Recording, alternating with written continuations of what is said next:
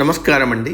అంతర్యామిలో ఈరోజు అంశం సమాధానం సాధికారికంగా మనకు అందించిన వారు మునిమడుగుల రాజారావు గారు. వినిపిస్తున్నది మీ విజయభాస్కర్.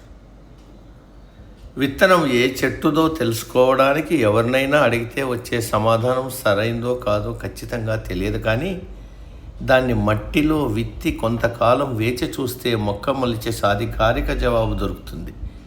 విత్తనమే దృశ్య రూపంలో సమాధానం ఇచ్చిందన్నమాట. ప్రకృతి ఎవరి తరఫునో వకాల్తా పుచ్చుకొని పక్షపాత వైఖరితో చెప్పదు. సహజాతి సహజంగా సాగుతుంది కాబట్టి ప్రాకృతిక చర్య ప్రామాణికం. ప్రశ్న విత్తనమైతే పంట సమాధానం. విత్తనాలు నాటితే కానీ పంట పండదు. అదే రీతిన ప్రశ్నలు లేకుండా విజ్ఞాన ఆవిష్కరణలు పురివిప్పుకోవు. విత్తనం పంట వేరువేరు కాదు. విత్తనం పంటలో ఒక భాగం. అలాగే సమస్య పరిష్కారము వేరువేరు కావు. ఒక్కోసారి సమస్యే పరిష్కారమని తెలిసి ఆశ్చర్యపోతాం. కార్యాలయంలో ఒక పని ఆగిపోవడానికి పలు కారణాలు ఉండొచ్చు. అది కాదు ముఖ్యం. పని జరగలేదు అన్నదే సమస్యను సృష్టిస్తుంది. అందువల్ల ఆ పని పూర్తవడం అనేది సమస్యకు ముగింపు పలుకుతుంది. ఆ విధంగా సమస్యే పరిష్కారం అవుతుంది. పరిహాసానికి ఆట పట్టించడానికి తలా తోకా లేని ప్రశ్నలు గుప్పించి విలువైన కాలాన్ని వృధా చేయడం అర్థం లేని పని. ఒక్కోసారి అనూహ్యమైన ప్రశ్నలు ఎదురైనప్పుడు అసహనానికి గురవడం వల్ల విచక్షణ జ్ఞానం కోల్పోతారు. కోపం కట్టలు తెంచుకుంటుంది. ఆ కారణముగా అమానవీయ సంఘటనలు చోటు చేసుకునే ప్రమాదం ఉంటుంది. శాంతి సహనం వహించినప్పుడు కాలమే ఉత్తమ సమాధానాలు అందిస్తుంది.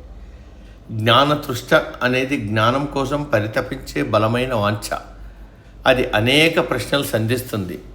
అందువల్లే ఎదిగే పిల్లలు చాలా ప్రశ్నలు వేస్తూ ఉంటారు. వారికి ఏమాత్రం విసుక్కోకుండా సమాధానాలు చెప్పాలి. దాన్ని బాధ్యతగా భావించి అనుభవ భండాగారాన్ని పంచాలి. అప్పుడే సమాజ పురోభివృద్ధికి మన వంతు కర్తవ్యం నిర్వర్తించిన వాళ్ళమవుతాం. సత్యం పరిధి లేనిది, జ్ఞానం అనంతమైనది. వీటి అన్వేషణలో ఆవిష్కరణలో ప్రశ్నలు కీలకమైనవి.